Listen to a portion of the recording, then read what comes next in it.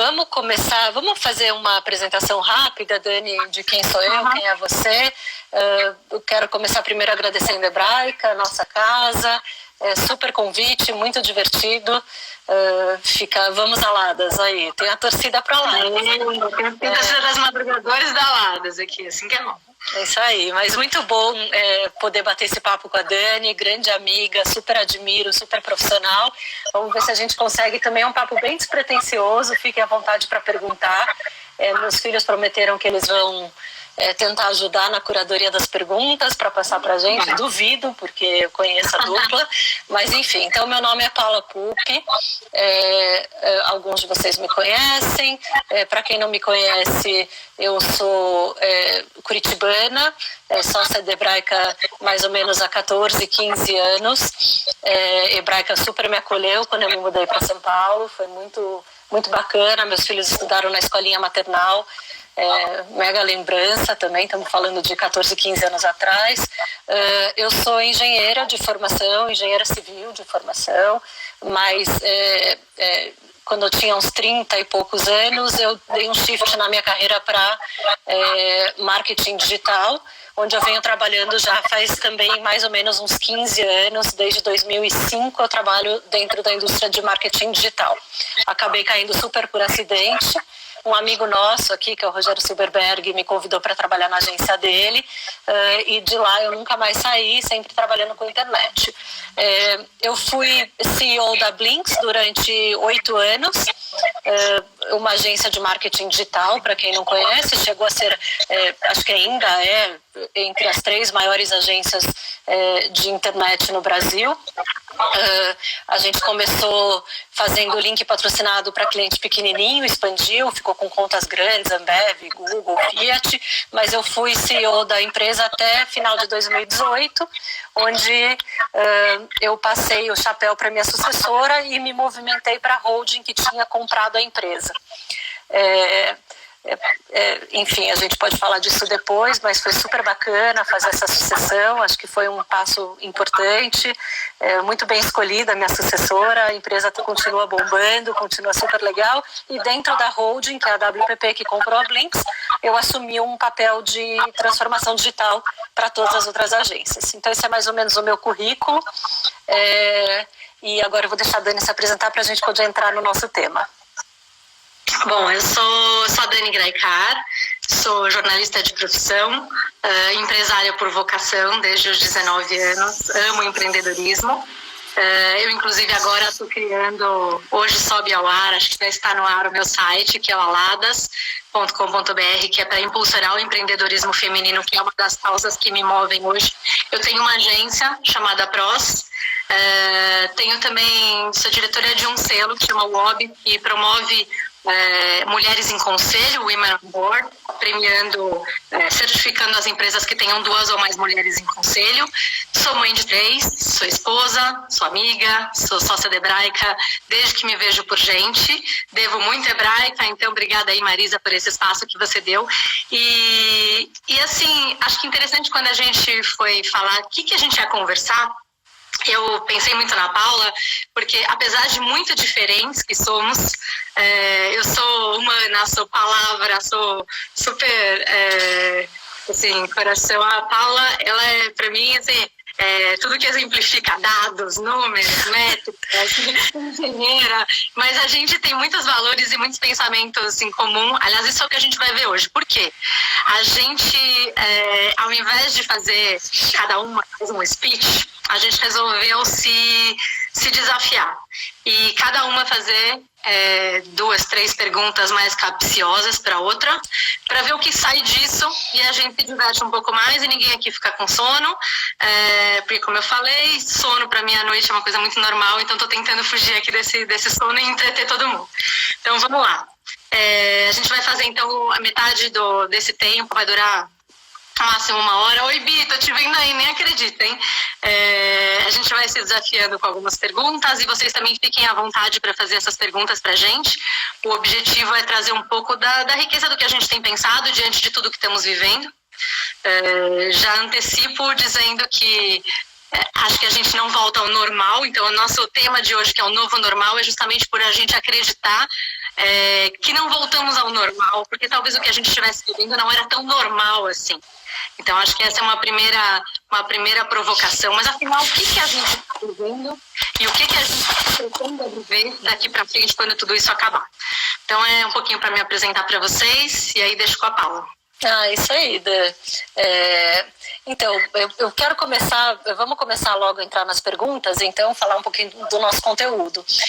E aí, Dani, a gente ficou discutindo em cima daquela entrevista que o Luciano Huck fez com o Yuval Harari, né, que acho que aqui todo mundo acompanha, o autor do Homo Sapiens, do Sapiens, autor do Deus e tal, e a gente entrou numa discussão interessante, né, então eu vou ler um quote dele, e vou deixar você opinar sobre ele, que eu achei interessante os teus pontos. Ele fala o seguinte: as epidemias e as pandemias, elas moldaram a história em parte porque, inevitavelmente, levaram os humanos a pensar sobre as grandes questões. Elas levantam um espelho para a gente enxergar quem a gente realmente é. E nem sempre o espelho mostra só o lado obscuro. Ele também revela o nosso lado heróico. Então, Dani, o que na tua opinião apareceu de lado heróico nosso nessa pandemia do coronavírus? Eu sempre falo para os meus filhos que em tudo que é muito bom tem algo ruim. E em tudo que é muito ruim tem algo bom. E como empresário otimista, eu sempre tento achar as coisas boas em meio ao caos. Então, assim, acho que seria alienado dizer que a gente não está vivendo pior momento, pelo menos empresarial, a coisa mais louca pessoal que a gente já viveu. Mas ainda assim, vou me propor a tentar achar atos heróicos aqui, ou momentos heróicos da humanidade do que a gente está vivendo. Primeiro, eu acho que a gente está mais humano. A gente está conseguindo, mesmo de longe, enxergar mais o outro. E isso me tocou. Assim, eu acho que a gente está conseguindo entender em casa, por exemplo. Eu estou trabalhando de casa e saindo daquele looping de quem vai para o trabalho às 8 da manhã e volta às 8 da noite, vai para o trabalho e está sempre correndo, sempre atrasado e sempre em falta. De repente, a gente está aqui cheio de filhos e tentando entender também, dispensando pessoas do lado, tentando entender o que o outro está precisando. Cara, alguém precisa de máscara ali. Nunca vi tanta gente dando as mãos e tentando fazer coisas diferentes. Então, esse lado humano, vou resumir, porque senão eu ficaria horas falando só disso. O segundo, eu acho que as empresas estão mais conscientes. Então, os meus clientes, assim, todo mundo querendo dar a sua parte. E aí eu não vou entrar também no mérito de, nossa, mas está fazendo a sua parte para ganhar espaço, para aparecer, para tocar a sua reputação. Sim, muito disso certamente está acontecendo, mas independente do porquê, a gente está tendo muita coisa como nunca se viu, tanta solidariedade, tantos concorrentes dando as mãos, todas as empresas e marcas tentando deixar o seu legado e fazer a sua parte diante disso. Terceira coisa, eu acho que a gente está tendo novos heróis, assim, meio a... não vou entrar em... Não são políticos nossos heróis, não. Mas são médicos, são cientistas, são professores. A gente está admirando, são entregadores. A gente está admirando, eu acho que pessoas que a gente nunca parou para admirar com tanto ênfase, assim. Então, eu acho que as empresas, por exemplo, me chamam muita atenção. Eu vejo muito dos meus clientes agora, começando a trazer para a pauta deles temas que não traziam. Que é o impacto? Além de ganhar dinheiro, que coisa que eu posso trazer? Como eu posso fazer o bem dos meus funcionários? Como eu posso cuidar das minhas pessoas? Que problemas eu posso resolver enquanto eu gero lucro para o meu acionista? Será que esse modo comando-controle funciona? Ou será que eu devo confiar nos meus funcionários que estão em casa? Será que as minhas marcas precisam ser responsáveis? Então, eu tenho visto uma discussão muito positiva, tanto em conselhos, empresas e na minha agenda pessoal de amigas também. Eu acho que vão surgir daí consumidores também muito mais humanos, muito mais ligados a o que está por trás da produção desse produto, o que essa empresa se importa de fato por trás disso. Então, acho que como o Yuval Harari fala, eu sou uma fã dele, de carteirinha, todos os livros e lives e tudo que ele faz, e eventos, eu vou. Mas ele falou muito que as emergências aceleram a evolução, aceleram os processos históricos, e eu acho que ele tem razão, porque decisões que a gente levaria anos ou meses para tomar, a gente está tomando com muita rapidez. Então, resumindo tua pergunta, seres humanos mais humanos, repriorizando as coisas. Eu acho que a gente está tendo a oportunidade de se conhecer e de cada um encontrar o que te deixa mais calmo, o que te deixa mais humano, o que te deixa mais... depois a gente vai entrar na gente, não vai entrar agora, mas eu acho que essa repriorização, número 2, empresas mais conscientes, surge aí a esperança de finalmente de um novo capitalismo, um capitalismo mais consciente, mais ligado ao que impacto eu gero no meio ambiente, nas pessoas que estão ao meu redor, nas comunidades locais, nos consumidores, não só que lucro eu gero, e novos heróis. Eu acho que para mim são esses 3 bons legados em meio ao caos. E a gente começa a se perguntar quem a gente vai ser e com quem a gente quer estar quando essa tempestade passar. Acho que é um pouquinho disso. Ai, que legal, Dani. É engraçado como você mistura, né? Às vezes você fala da pessoa física, às vezes você fala da pessoa jurídica, falando da gente como ser humano, da gente como empresa. E é gostoso de ouvir isso, porque eu acho que a gente nunca teve com esses 2 seres tão próximos, né? O eu profissional e o eu pessoal tão próximos. A gente trabalhando de casa, a gente está fazendo live, está olhando o jantar, a gente está em reunião, colocando a louça na máquina. Quer dizer, a gente está fazendo tudo junto e está misturando, né? E a gente, que nem você falou do espelho, né? O Harari falou do espelho. A gente está se olhando no espelho e se enxergando como um ser único, né? Como esse ser que é humano, que é a pessoa física e que em alguns momentos está trabalhando também, mas a essência continua, e eu acho que a essência pessoal ela transcendeu e ela foi para o profissional. Eu sempre brinquei com os meus clientes, principalmente de B2B, que eu falava atrás de um PJ sempre tem um PF, né? E agora esses PFs apareceram, olha que legal, né? A gente está em casa e a gente está descobrindo esses seres humanos por trás das empresas. Então é um movimento bem interessante mesmo nessa olhada no espelho, muito legal o que você falou. Adorei os novos heróis também, gente que às vezes a gente nem percebia, né? Enfermeiros, por exemplo, catadores de lixo. Nossa, os entregadores que... Eu vou falar bastante deles, viu? Eu vou falar muito deles. É isso aí. Aliás, eu vou aproveitar. A minha pergunta, acho que uma outra pergunta desemboca nessa. Peraí, deixa eu mudar. Olha o medo, gente. O que vem? Não, é que você falou de PF, PJ, que a gente fala que agora não tem mais essa quebra, né, entre PF e PJ. Você acha que tem algo diferente acontecendo nessas relações com o trabalho? Quais as grandes adaptações que você tem visto nas empresas para se adequar a essa realidade nova? Muito interessante. Tem muita coisa acontecendo, né? Tanta coisa que é difícil até a gente tentar resumir. Eu estava vendo uma outra live ontem de uma amiga minha, da Fefa Romano, e ela falou assim, né, reuniões que viraram e-mails, elas nunca mais vão voltar a ser reuniões, né? Amém. Porque o que a gente tinha de reunião inútil é interessante, a tecnologia trouxe ela diminuiu muito o valor da distância física, né? A distância física virou uma coisa menos importante, e é interessante, né? Coisas que a gente sempre quis, trabalho remoto, flexibilização, isso tudo virou uma realidade da noite para o dia. Mas isso tudo é bem tático, né, Dani? Se eu pensar em algo um pouco maior, assim, movimentos interessantes que eu tô assistindo, eles são muito mais culturais até do que táticos.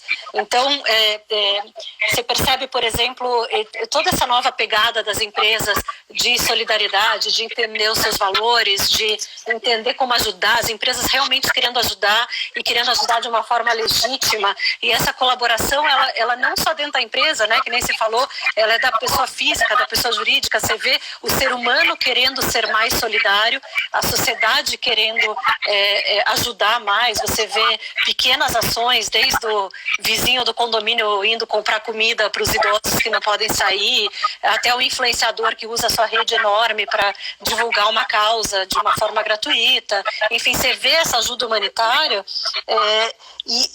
e aí você realmente tem uma ordem nova de colaboração acontecendo, né? Então essa colaboração está muito clara dentro dos ambientes de trabalho e dentro das indústrias. Quer dizer, tá no teu condomínio e tá a indústria. Você vê quando o Itaú fez aquela primeira doação lá de 150 milhões de reais, puxou junto o Bradesco, puxou junto o Santander, e os três juntos compraram lá 5 milhões de testes rápidos para conseguir diagnosticar o Covid.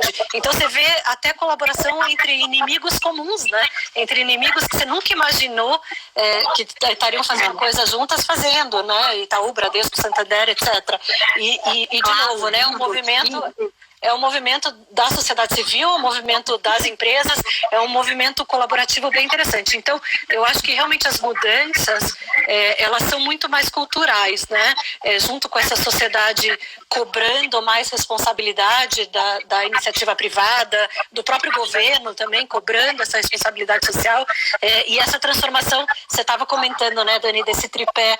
Sempre existiu, né? Qual o tripé da sustentabilidade de uma empresa? PPP, né? Profit, People e Planet. E tem uma inversão muito grande nisso, né? People passou a ser primeiro disparado, né? E Planet, e por último, Profit. E essa nova ordem, ela não volta mais, né? Ela veio para ficar.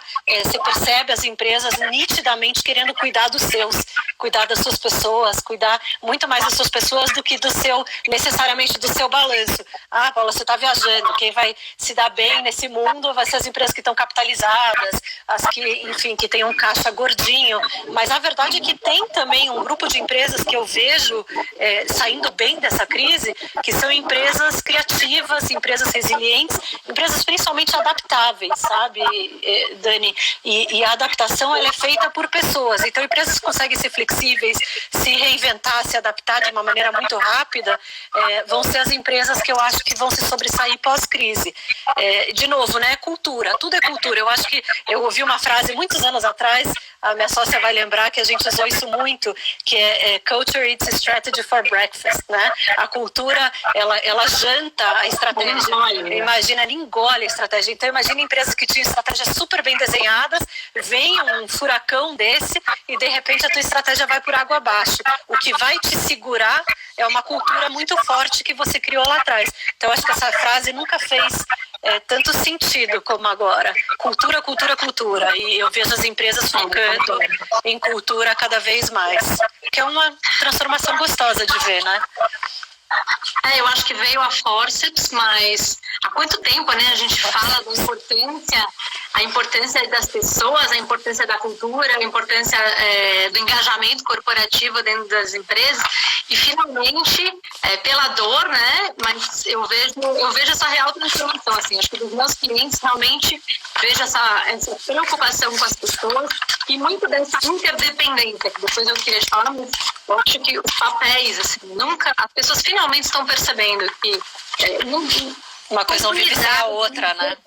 Empresa, é tudo, não vou dizer que é tudo uma coisa só, porque seria até leviano, mas assim, uma coisa gera consequências na outra. Então eu acho que aliás, tem uma pergunta que passou aqui que me distraiu até, porque até da Elisa, Nili, que ela fala, mas será que essas transformações todas, né, ela falou em relação até a minha resposta, elas de fato vão ficar depois? Vou só fazer um parênteses aqui, mas eu acho que seria um desperdício muito grande a gente não aproveitar esse momento para se revisitar e para sair melhor. Assim, nossos negócios vão sair piores, ok. Mas a gente precisa sair melhor. É que o pior e melhor é relativo, né, Dani? Teve gente aqui perguntando de pequenas e médias empresas. A gente vai falar um pouquinho, eu combinei com a Dani da gente falar um pouquinho de negócios locais, né? E mesmo as pequenas, não é só porque a empresa é pequena que ela não pode ser criativa e que ela não pode se readaptar. A Dani, a gente estava conversando esses dias, ela falou, você tem que se perguntar o quanto o que você criou, o seu serviço, seu produto, ele realmente é essencial, né? Porque essa mudança da busca nova de prioridade, ela vai realmente privilegiar as empresas que têm serviços e produtos essenciais, né? Então, as pequenas e médias empresas, elas realmente vão sofrer mais, mas isso não quer dizer que as que consigam se adaptar e descobrir esse novo momento não vão sair da crise, talvez com outro propósito, né?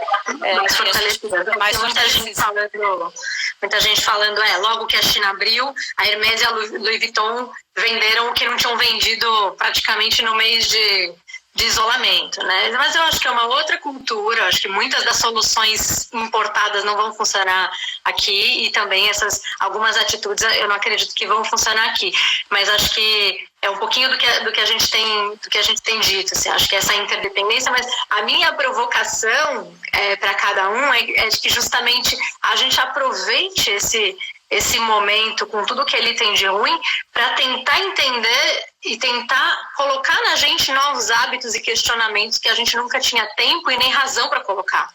Então, eu acho que vamos sair iguais? Espero que não. Espero que saímos melhores enquanto seres humanos, pelo menos, porque não tá fácil para ninguém, é angustiante, cada um tem seus dias, né? Eu tenho dado umas voltinhas de vez em quando, assim, encontro pessoas, vizinhos tão queridos, às vezes tão abatidos, às vezes sorridentes. Então, você percebe na cara das pessoas esse alto e baixo, assim. É bem forte isso, mas eu não vou dizer que eu não tenho... Dani, deixa eu aproveitar, fazer um merchan aqui e ao mesmo tempo te perguntar, falando desses valores, a Silvia também está trazendo soft skills, e eu acho que isso é super importante. Você postou esses dias no Aladas, no perfil do Aladas, uma fala sobre valores femininos nesse novo mundo. Na verdade, você falou nos negócios de hoje, né? Mas você enxerga que essas nossas qualidades mais femininas, é chato colocar esse estereótipo, mas existem, a verdade é que existem essas qualidades mais femininas, elas vão ajudar nesse momento de alguma maneira diferente? Eu acho que, sim, eu postei sobre isso e eu realmente acredito nisso. Eu acho que pelo menos agora a gente está trazendo para a mesa o poder e a importância dessas qualidades femininas. E essas qualidades femininas, elas não necessariamente são só das mulheres, porque tem muito homem com uma alma bem mais feminina do que algumas mulheres. Mas eu sou entusiasta do empreendedorismo feminino, então eu falo como mulher. Mas essas características são o acolhimento.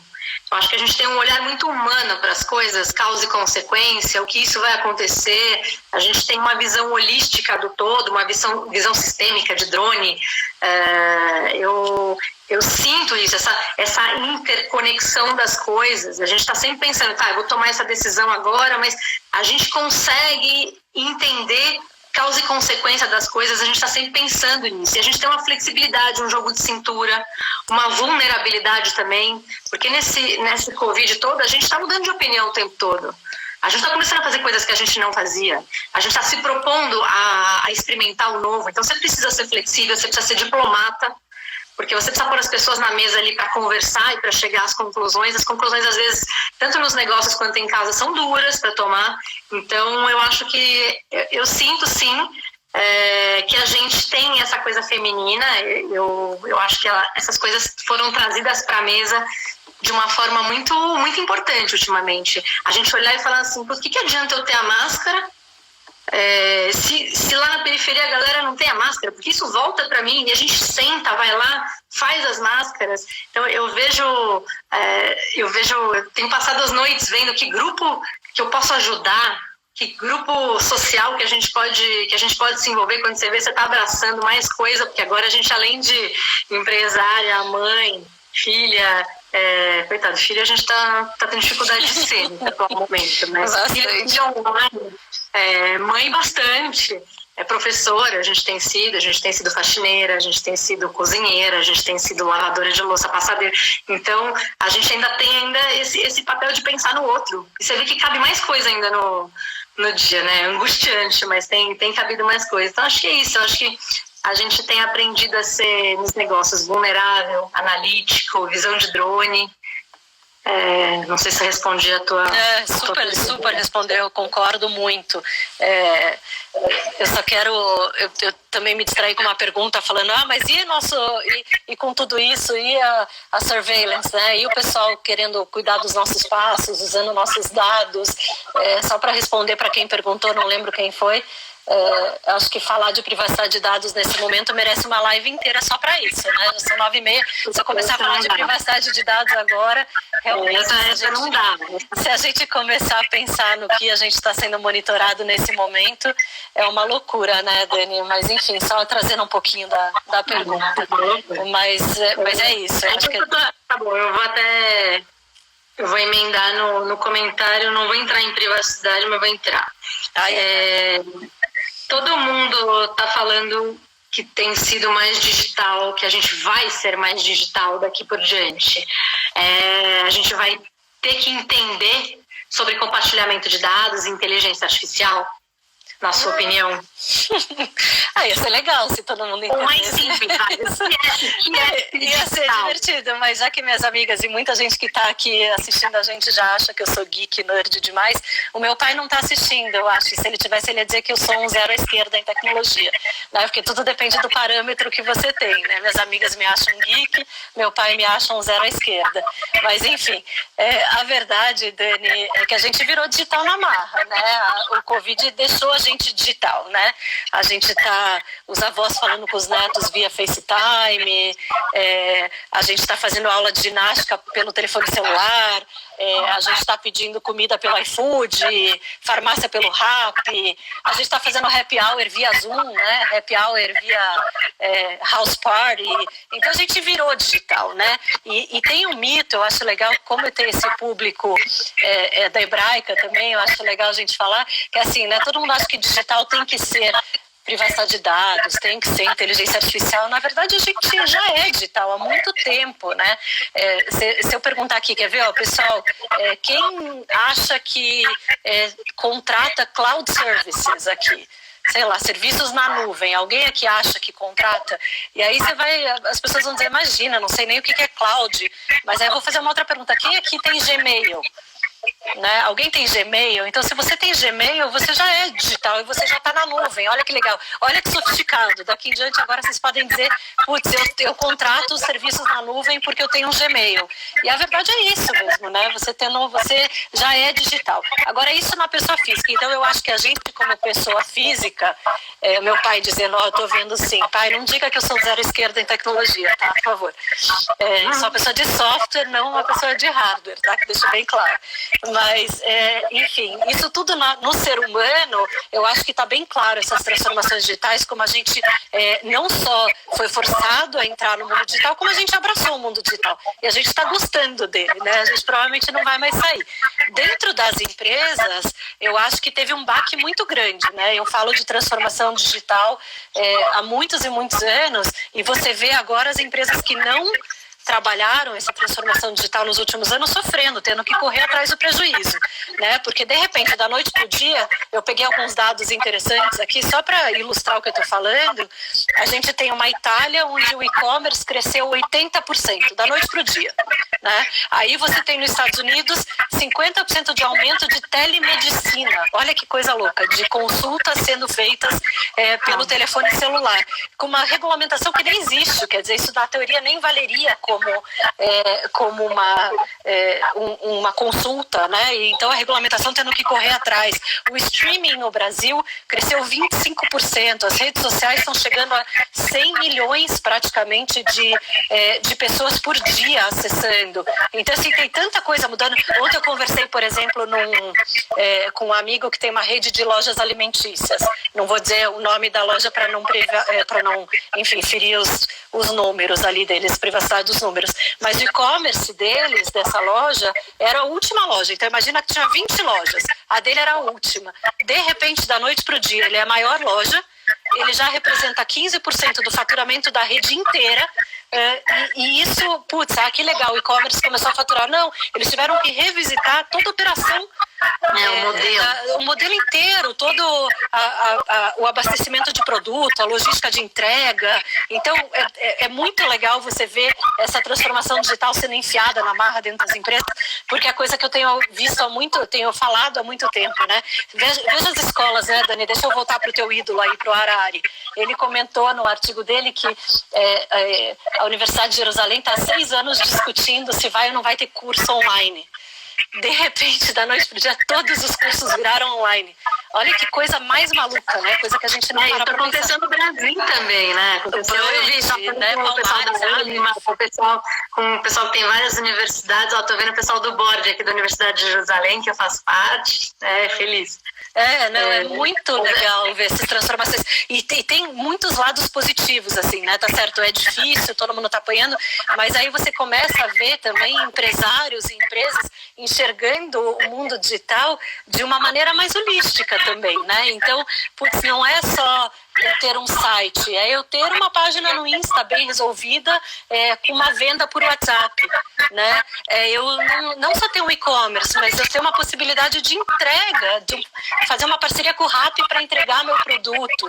Então, quer dizer, o digital, além do básico, eu vou ter um site, eu estou com o meu digital resolvido. Não, né? Toda a transformação da operação, a tua presença, um monte de coisa positiva acontecendo também em relação ao entretenimento online, né? Desde das lives, das sofrências sertanejas, que eu confesso que eu adoro, mas até visitas guiadas em museus acontecendo, né? Pessoas vendo histórias, muitos shows. Então, de novo, né? Um mundo novo, não vai mais voltar, ainda bem, porque eu acho esse mundo muito mais divertido, e muita coisa positiva acontecendo. Então, dói, mas a mudança eu tenho certeza que vai ser boa. Então, realmente, a gente está mais digital e isso é bom. Não é ruim. Eu acho que a gente tem uma coisa em comum também, que a gente... Eu não sou lunática e ignoro as sofrências reais, porque a sofrência sertaneja é sofrências reais. Mas eu acho que a gente tem que encontrar, né, esse lado positivo. Assim, os primeiros 15 dias, eles foram... Eu não sou psicóloga, tomara que a Karen esteja aqui, todos os psicólogos que a gente admira, mas eu sei que a gente já viveu os primeiros 15 dias esse luto que a gente teve, mas depois você começa a olhar para tudo isso e agir de uma outra forma, né? De uma maneira um pouco mais protagonista, um pouco mais tentando se enxergar. Cada um tem sua fase, cada um tem seu timing também. Mas eu tenho visto muito isso que você falou, assim, das pessoas se digitalizando. E acho que uma coisa legal, aí eu vou para o lado humano, né? Uma coisa legal que surge, assim, eu tenho visto muitas redes de apoio. Eu, pelo menos, tenho minhas redes de apoio virtuais que nunca foram tão fortes, de falar, gente, eu tô num bad day hoje. Mulher tem muito essa coisa, né, de sororidade mesmo, de não ter vergonha de falar, eu tô num bad day, me levantem. E aí a gente pega uma taça de vinho, vamos fazer alguma coisa, vamos melhorar. Então acho que o ceder de Pêssar foi um para judaizar, né? Foi muito legal, foi a primeira vez que nós fizemos um ceder, fiz 3 ceders, né? 3 ceders, um com a família, minha família, meus pais separados participando do mesmo ceder, afinal não era físico, então ficou mais viável a coisa. Família do meu marido em Israel participando de um ceder às 4 da tarde, depois a outra família. Foi tão virtual e tão humano ao mesmo tempo. Tão longe, tão perto, né, Dani? Tão longe, tão perto, acho que existe isso. E tem um lado interessante também do consumidor mais consciente, né?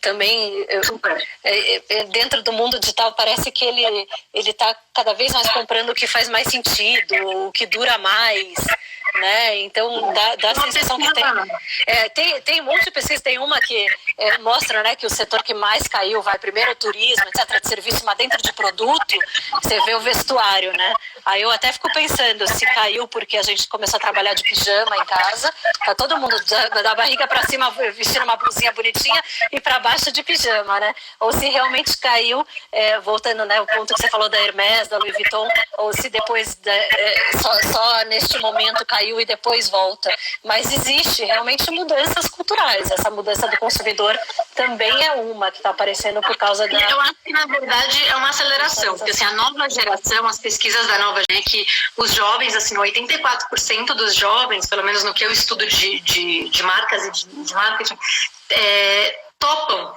pagar um pouco mais pelos produtos se eles souberem que a proveniência foi respeitosa em relação ao meio ambiente, que parte do lucro daquela companhia é realmente distribuída aos funcionários e que a companhia está disposta a dividir e a lucrar menos para que os funcionários ganhem mais. Então, assim, essa geração que vem aí, É uma geração que está apanhando agora, né? Porque nunca apanhou, está vivendo uma coisa muito nova. A gente está... Você tem também, tem um de 16 anos, né? É difícil para eles esse cercar, né? Esse prender, mas eles são uma geração que valoriza coisas que a gente não valorizava. Mas a gente vai ter a chance, graças a esse terremoto, a tempestade perfeita aí, de entrar na vibe dessas pessoas e ser também mais consciente. Eu não acho que quando abrir a porteira do consumo, a gente vai sair que nem maluco. Não nos comparemos aos chineses, a gente não é chinês. Mas eu acho que a gente não vai sair por aí, já que eu não consumi no mês passado, vou correr atrás do atraso. Não acredito que vai ser assim. A gente está realmente falando, será que eu precisava de tudo isso? E se a gente não está, faça um convite à reflexão mesmo. Eu acho que a gente pode realmente olhar se o grau de consumismo que a gente tinha era um consumismo normal, era algo que faz sentido de fato. Bom, a gente tá... Não, e eu quero responder perguntas agora. Acabou de falar, né? Sem dúvida, para os adolescentes está sendo mais difícil. Sim e não, né? Como a Dani falou, tudo tem um lado positivo e negativo. Eu tenho gêmeos de 15 anos em casa. E eu sinto que para eles a comunicação e essa aproximação digital, ela vale tanto quanto a aproximação física. É uma coisa interessante. Então eu vejo que eles estão sofrendo menos com aula virtual do que os professores, que estão tendo que lidar com isso. Mas eles se adaptam de uma maneira muito mais rápida ao ferramental que eles têm em volta deles, né? Então, a guerra é pela banda de internet, mas tendo internet, dá para entender, dá para ver que os adolescentes, eles lidam com isso de uma forma um pouco mais natural que a gente. Eu tô sentindo que a gente está sofrendo mais que eles. É uma guerra pela banda de internet total, né? Fora que as operadoras também devem ter tirado alguma coisa da gente, porque tá faltando, todo mundo aqui disputando Netflix. E o que você falou também, os adolescentes, eu vejo, fica no videogame até altas horas, mas é o convívio dele.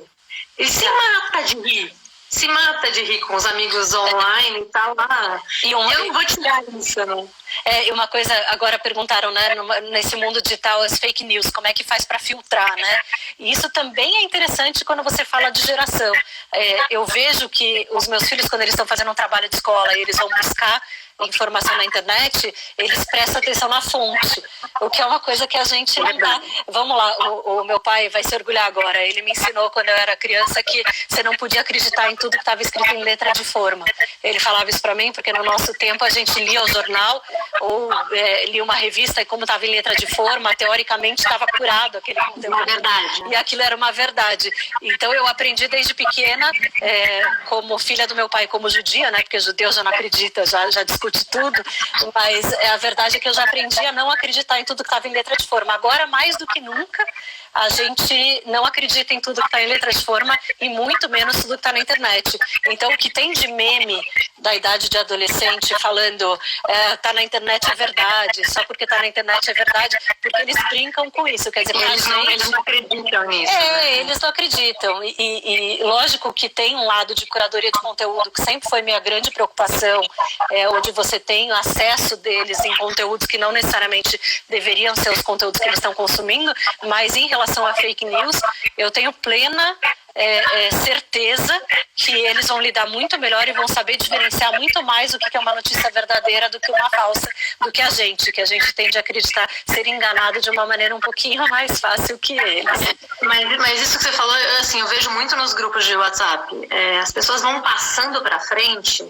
Eu sempre até falo, você checou? Você viu se outro dia eu entrei num e-commerce que tinha me falado, ajude o Mercadão de Flores, está vendendo a R$9. Eu fiquei com dó, entrei no Mercadão, meu marido vai me matar se eu fiz uma compra de flores, mas nunca chegou esse negócio, acho que nem existia, não. Então assim, a gente vai passando às vezes as coisas. Hoje o decreto do Dória que mudou a quarentena até X de maio, eu vi em todos os grupos de WhatsApp, falei, gente, mas será que é fake? Então a gente precisa também, eu sou jornalista, né, então eu também gosto de checar as fontes. Acho que antes de passar para frente, às vezes as pessoas passam para frente artigos, nem leu. Assim, vê se aquilo conecta com você, né? Vê se aquilo faz sentido, filtra um pouquinho, porque a gente acaba fazendo espalhafatosa. A gente tá assim, não vou nem falar, né? Hoje o pessoal falou assim, gente, eu não aguento mais live. Eu falei, olha, não aguenta mais live, mas na nossa você tem que ir. É verdade. Porque é que as lives, elas são, até para quem faz a live, acaba sendo um respiro dentro agora, deixa eu voltar um pouquinho pro que a gente está falando de colaboração, né, Dani? Falando das lives. É tão interessante porque esse momento novo, ele é tão colaborativo que as lives, tem live de empresa contando como é que está fazendo o seu replanejamento de pessoas. Você tem webinars falando de quais foram as medidas provisórias aprovadas para você poder fazer uma readaptação. Você tem, enfim, um monte de videoconferência, um monte de lives, pessoas se ajudando. Então, mesmo nesse sentido, o digital está sendo, a tecnologia, de modo geral, está sendo mais um facilitador desse novo momento colaborativo, né? Eu gosto de ver, para mim dá uma alegria tremenda. Eu vejo muito isso, assim, as pessoas muito generosas com o seu tempo. E eu vejo também, ao mesmo tempo, a gente com um FOMO desgraçado, achando que a gente tá... Com certeza você tá aqui ouvindo a gente, você tá perdendo umas 10, 15 lives. Lembrou SXSW um pouquinho, Dani? Totalmente SXSW. A gente tendo que escolher, no meio de 70 palestras simultâneas, qual que a gente vai assistir. Mas também acho que a gente tem que settle down, a gente tem que acalmar um pouco, porque não dá pra estar em 300 celulares ao mesmo tempo vendo as coisas acontecerem. Por isso que a gente não vai falar do Mandetta, né? Porque ninguém mais aguenta falar de Covid, de Mandetta. Não. A amiga minha falou, eu não vou assistir, porque eu não aguento mais ouvir falar. Nossa, gente... Alguém eu quero ler uma frase, meu marido me trouxe aqui, que ele adorou. Lógico que em casa de Ferreiro Espeto de Pau, ele escolheu uma frase de uma pessoa que postou, da Juliana, falou assim: depois do Covid a gente vai dar mais valor aos momentos não digitais. Tinha que ser, né, marido, para provocar, só porque eu sou inteira digital, ele pegar essa frase, mas tem uma boa razão de ser. Eu acho que a gente está com muita saudade de abraçar, de beijar. O brasileiro é um povo muito de toque, né, que precisa desse contato humano, e está fazendo falta, a gente está com saudades, não tem jeito. A gente realmente vai dar mais valor a esses momentos não digitais, eu concordo, mas isso não significa que a gente vai voltar atrás em todo o avanço que a gente teve dessas facilidades que a tecnologia e o digital deram para nós. Mas eu concordo com o seu marido e com a Juliana, não sei qual que é a Juliana que está aí, mas não vejo a hora da gente poder... Nossa, abraçar de novo, a gente vai sair uns abraços aí, né? Nem sei qual a segurança de dar novos abraços, mas eu vou sair abraçando todo mundo aí, que eu tô muito carente, Juju, de abraços. E olha que a gente tá cheio de filho em casa, né? Eu tenho 4 homens aqui para me abraçar o dia inteiro, mas mesmo assim dá uma carência. Eu acho que, olha, para fechar um pouquinho aqui, eu queria dizer uma coisa também que eu sou uma entusiasta. Eu acho que a gente, quando o Covid passar, quando o coronavírus felizmente for vencido, eu brinquei com a Paula que eu acho que o coração que a gente expandiu, ele não vai voltar ao normal. Eu gosto muito daquela análise do Einstein, né, que é o cérebro expandido não volta ao seu tamanho original. Eu não sei exatamente traduzir isso do inglês, mas eu acho que esse coração que expandiu, ele não volta. Pelo menos em mim, ele não vai voltar. E eu gostaria muito que a gente pensasse, eu tenho provocado alguns clientes meus, provocado formalmente mesmo, como é que a gente faz para a filantropia. A filantropia no Brasil bateu recorde, porque a gente sabe que a gente demora, mas quando a gente pega gosto, a gente vai. E a filantropia no Brasil, ela é 0,1 e alguma coisa. Teve um estudo mais recente que saiu 0,2.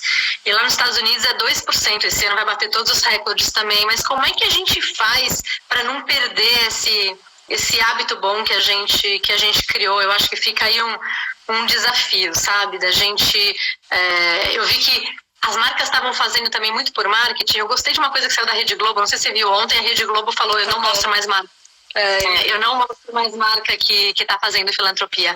Porque a Rede Globo também não seria justo. Ela mostra a marca que está fazendo mal aliás, o bem, o mal, e mostra a marca que está fazendo o bem, e o bem acabou virando as pessoas começando a fazer as suas ações só para aparecer de fato na Globo. Então isso também mas Dani, mudando, por outro lado também você vê, que nem você falou, novo momento de filantropia, né?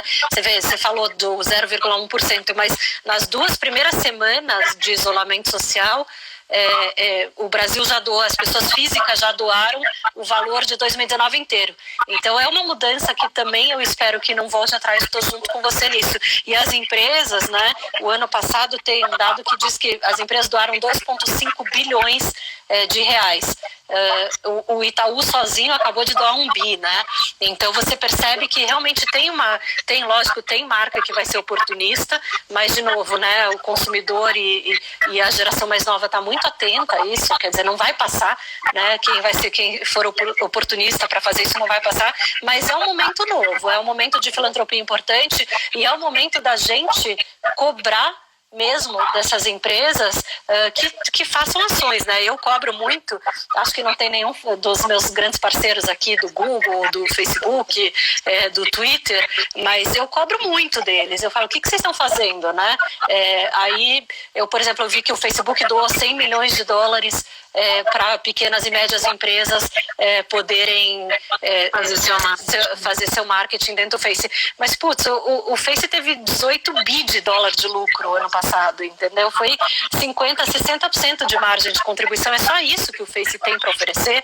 Crédito, voucher de anúncio? Será que não dá para ir um passo além?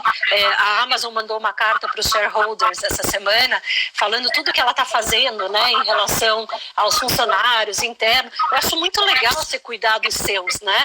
Mas, de novo, a Amazon, eu estava olhando agora, a Amazon está valendo mais de $1 trilhão.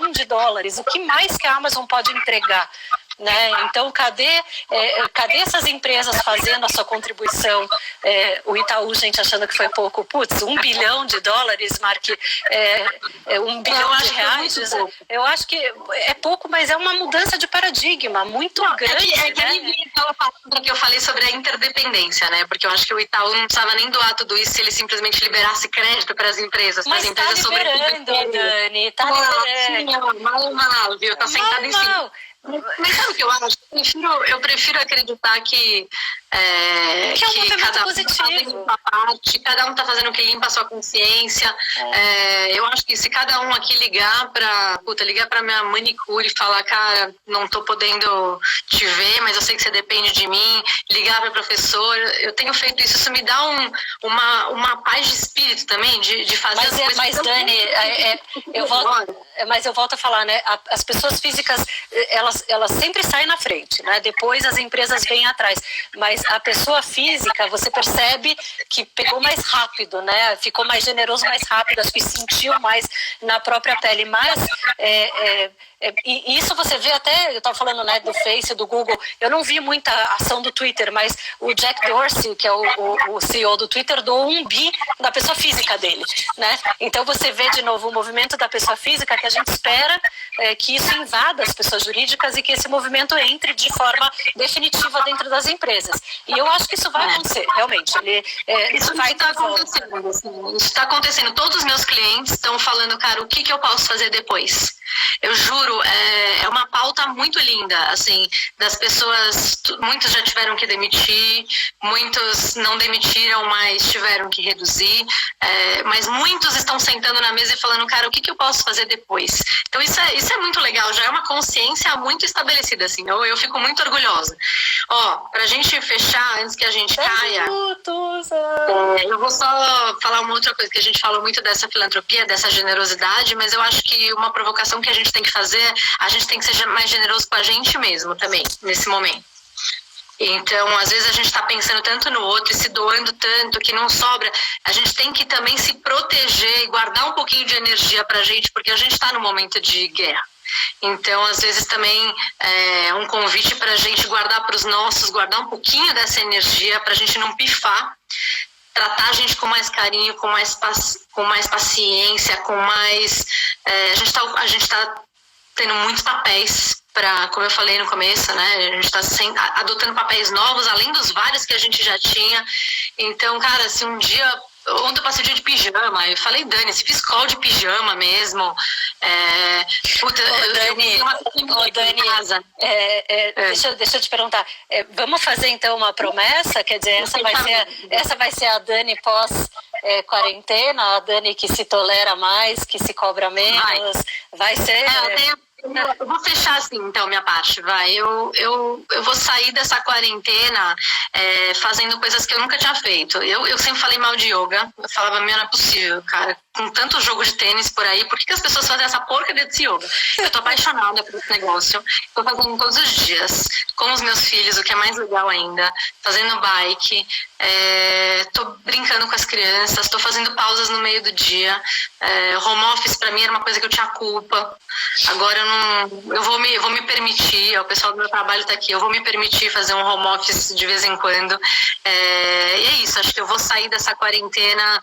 21 dias você leva para adotar um hábito? Acho que esses hábitos eu já assimilei, assim. Então, vou sair um pouco mais tolerante, paciente com yoga na minha vida e com pausas no meu dia e direito a um home office sem culpa. E você? O que aprendeu na quarentena? Eu venho de um período mais calmo, né?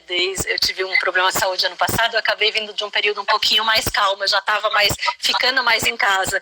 E eu confesso que eu tô adorando conhecer melhor meus filhos. Eu sempre fui a pessoa feliz da segunda-feira que chega no trabalho, mas eu tô adorando ficar em casa, tô adorando ficar mais próxima das crianças, eu adoro cozinhar, tô adorando cozinhar para eles, então tá sendo, lógico que não é para sempre, e o não ser para sempre ajuda bastante, mas eu acho que o que eu tenho feito e que vale a pena a gente fazer sempre é se questionar, né, o porquê que as coisas estão acontecendo, por que a gente está enfrentando essa pandemia agora, e eu vejo que na minha vida pessoal isso sempre foi muito claro. Quando eu estava indo por um caminho que não era muito legal, acontecia alguma coisa que me colocava no eixo de novo, e eu tenho a sensação de que o mundo estava indo para um caminho não muito legal, e que isso aconteceu para a gente parar, dar um passinho para trás, fazer um reboot e repensar um pouquinho, né?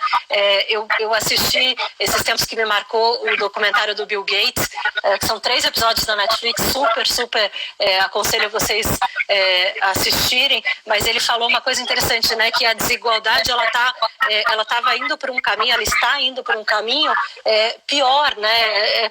Enquanto a gente precisava tentar diminuir essa desigualdade, ela está aumentando. E por que está aumentando? Porque quando você tinha país rico e país pobre, eu não vou nem falar de classe social, falar de país rico e país pobre. O país pobre, ele pelo menos podia fornecer mão de obra, né, para os serviços que o país rico não queria fazer, porque era muito braçal. Então, quando você passou a Revolução Industrial, era tudo muito braçal. Agora, a mão de obra necessária é uma mão de obra qualificada, uma mão de obra tecnológica, né, analítica, e o país vai aumentando o gap, né? Fica tchau. Se a gente cair, tem um gap muito grande. Eu acho que isso veio para tentar diminuir esse gap, para fazer a gente repensar. Então, eu acho que eu vou sair da quarentena querendo repensar esses gaps, querendo repensar como é que a gente faz para diminuir essa desigualdade e apreciando as coisas mais bacanas, né? Então, é o pôr do sol cor-de-rosa de ontem, de novo é o home office, é o tempo que a gente tem para as crianças. Eu acho que a Paula que sai é uma Paula mais questionadora. Boa. Eu acho, às vezes você não tem a ideia de que colocaram a gente de castigo. A gente estava fazendo tanta coisa, castigo, a gente estava fazendo tanta coisa feia no mundo, a gente estava poluindo, a gente estava trabalhando desenfreadamente, o lucro, não sei o quê, um capitalismo desenfreado. Às vezes eu sinto que assim, fica todo mundo aí de castigo pensando. Então, por isso que eu digo que se a gente sair, quando meus filhos saem do castigo, eu pergunto: o que você aprendeu? O que você refletiu? Então, eu acho que a gente tem que fazer um convite mesmo, né? Já que a gente está de castigo, fazer um castigo menos sofrido e de muito aprendizado mesmo, de muito autoconhecimento, de muito revisitar aqui, meio em meio ao caos e se permitir, puta, hoje eu não tô boa, entendeu? Hoje eu não tô boa, hoje tem dias que eu falo, cara, hoje eu vou me maquiar, vou fazer meu cabelo, vou me vestir como se eu estivesse saindo, porque eu preciso. Então, preciso de uma live de vez em quando. Mas eu acho que é isso, acho que fica esse aprendizado pra gente. Foi uma delícia esse papo muito com você. Muito bom, adorei. Meninas. Adorei nossa audiência também. Super colaborativa. Adorei, ó. Todo mundo ativo e colaborativo. Eu confesso pra você que os comentários sumiram da minha tela. Eu não vi mais nenhum. Depois veja, que estão muito gostosos. Gente, super obrigado pela audiência de vocês. Obrigada. Curtam as lives de Hebraica, que o trabalho tá sensacional. Parabéns, Marisa. Obrigada, viu? Beijo, Paulinha. Tchau. Boa noite. Tchau. Tchau, tchau.